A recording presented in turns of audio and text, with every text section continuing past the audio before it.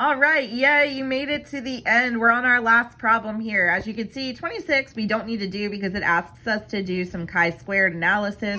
I have not taught you that, and I'm not going to teach you it yet. I will teach you it, but I will not teach you it yet.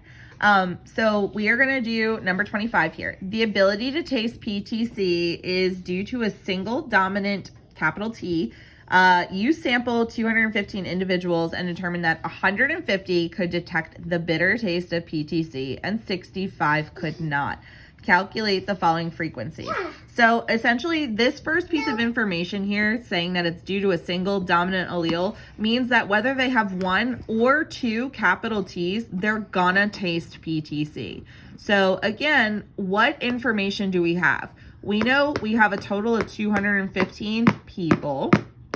Out of those 215, 150 could detect the bitter taste of PTC. So that 150 is both my big T and my big T little t. Okay, so we can't use that because we don't know if this number is like how these are broken up, how much are our p squared and how many are our 2pq's. What we do know is that out of those 250 individuals, 65 of them could not taste it, which means they have to all be this, right?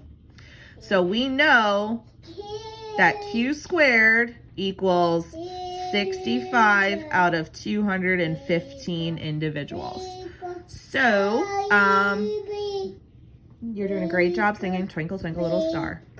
We want to know the frequency of the recessive allele. It's asking us to find Q.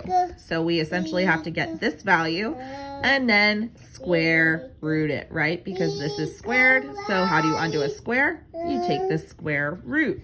So 65 out of 215 is 0.3, and that is Q squared.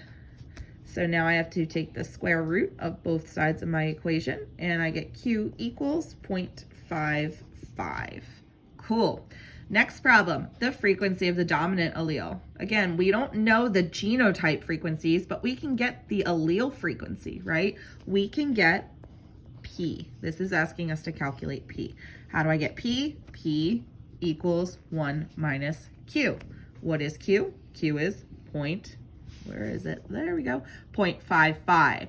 So what is 1 minus 0.55? It is 0.45. 45% of the alleles in this population are dominant. 55% of the alleles in this population are recessive. And then finally, it's asking us to get the frequency of the heterozygous individuals. So how many of those individuals, what's the frequency or the percent of this 150 are big T, little t? Okay, so I know my P, I know my Q, and I know that heterozygotes are 2pq, right? So 2 times P times Q. And what do we get? 0.495.